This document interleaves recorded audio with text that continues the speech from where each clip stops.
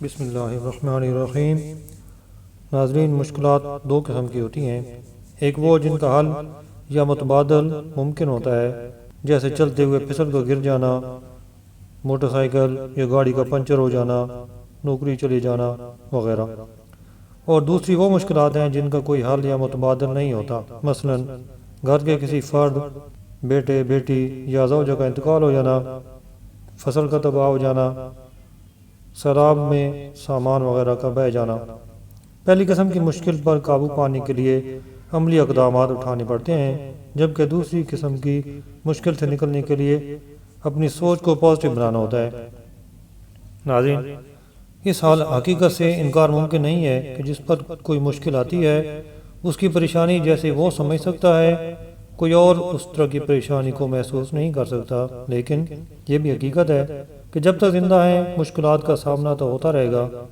اس لیے مشکل حالات کا مقابلہ کرنے کے حوالے سے آپ کو کچھ ٹپس دیتے ہیں، کچھ مشورے دیتے ہیں، جن کی مدد سے، جن پر عمل کر کے ہم احسن انداز سے مشکل حالات کا مقابلہ کر سکتے ہیں۔ سب سے پہلی بات، پہلا مشورہ جو ہے وہ ہے کہ خود پر قابو رکھیں۔ کسی بھی قسم کی مشکل آنے پر ریئیکشن کے طور پر ہمارے اندر دو قسم کے خیالات پیدا ہوتے ہیں، ایک پازیٹیو اور دوسرا نیگیٹو۔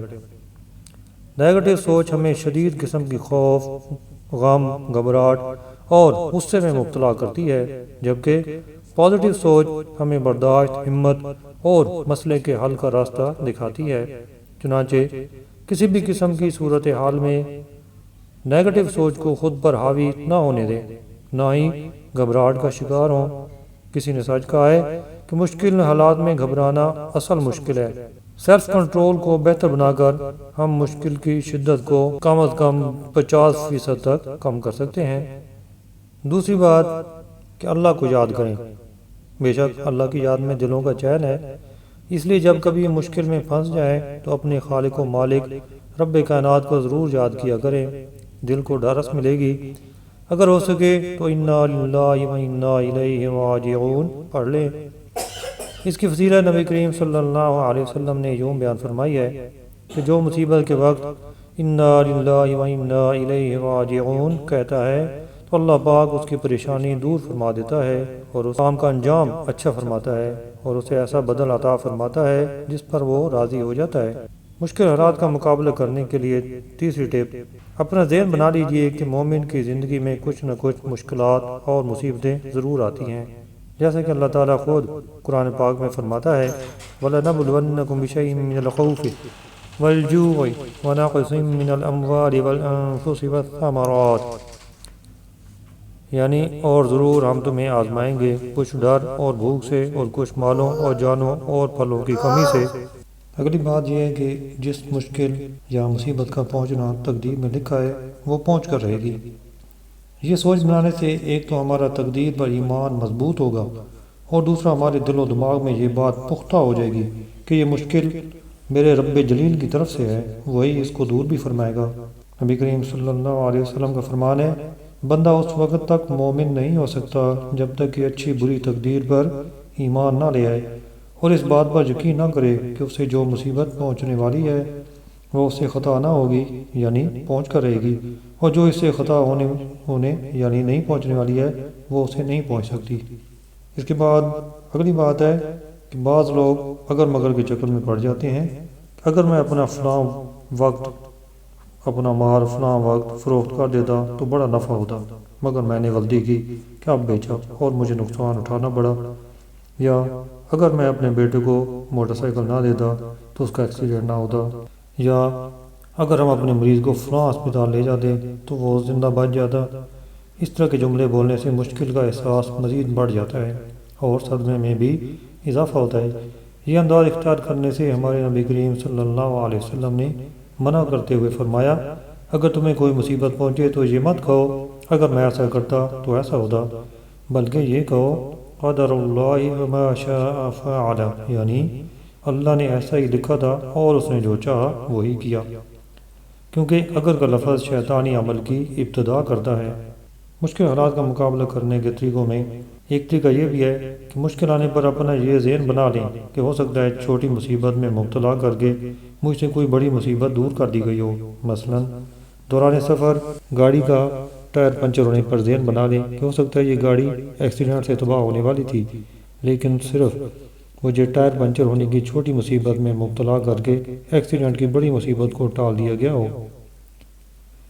جیسے کہ ایک حکایت ہے، کسی نے حضرت سیدنا محمد بن واسع رحمۃ اللہ علیہ کے پاؤں پر زخم دے کر کہا، مجھے اس زخم کی وجہ سے آپ پر ترس آ رہا ہے۔ انہوں نے ارشاد فرمایا، جس وقت سے یہ زخم ہوا ہے میں تو اسی وقت سے اللہ کا شکر ادا کر رہا ہوں کہ یہی زخم آنکھ میں نہیں نکلا۔ اس کے بعد اگلی بات ہے، مسلمان ہونے کی حیثیت سے ہمیں اس بات کا یقین رکھنا چاہیے کہ جس طرح دنیاوی زندگی عارضی اور مختصر ہے، اسی طرح اس زندگی کے دوران پہنچنے والی مصیبتیں اور مشکلیں بھی عارضی ہیں، جو آج نہیں تو کل ختم ہو جائیں گی۔ اس کا ثبوت چاہیے تو اپنی گزشتہ زندگی میں جھانک کر دیکھ لیجئے کہ کیسی کیسی مشکلیں آئی ہوں گی، لیکن کچھ وقت گزرنے کے بعد آسان ہو گئی ہوں گی۔ ایک طریقہ یہ ہے کہ اپنی مشکلات کا ذمہ دار کسی اور کو ٹھہرانے کی بجائے یہ ذہن بنا لیں کہ اس کا سبب میرے گناہ ہیں، اور سچی توبہ کی طرف قدم بڑھائیں۔ جیسا کہ اللہ تعالیٰ قرآن پاک میں ارشاد فرماتا ہے، وَمَا أَصَابَكُم مِّن مُّصِيبَةٍ فَبِمَا كَسَبَتْ أَيْدِيكُمْ وَيَعْفُو عَن كَثِيرٍ۔ ترجمہ، اور تمہیں جو مصیبت پہنچی وہ اس کے سبب سے ہے جو تمہارے ہاتھوں نے کمایا، اور بہت کچھ تو معاف فرما دیتا ہے۔ اس کے بعد اگلا طریقہ، ہم جب کسی چیز کے بارے میں بہت زیادہ سوچتے ہیں تو وہ ہمارے دل و دماغ پر حاوی ہو جاتی ہے۔ اس لیے اگر آپ اپنی مشکلات اور پریشانیوں کے بارے میں ہی سوچتے رہیں گے کہ میں تو سراپا مسائل ہوں، مشکلات نے میرے گھر کا رستہ دیکھ لیا ہے، تو ذہنی دباؤ میں اضافہ ہوگا۔ اس لیے اپنی توجہ کسی اور طرف پھیر لیں۔ فرمان مصطفیٰ صلی اللہ علیہ وسلم ہے کہ جس کی فکریں زیادہ ہو جاتی ہیں اس کا بدن بیمار ہو جاتا ہے۔ حالات کا مقابلہ کرنے کا ایک طریقہ یہ بھی ہے کہ مشکل کے حل کی طرف قدم بڑھانے کے لیے اپنا ذہن بنا لیں، جذبہ ابھاریں۔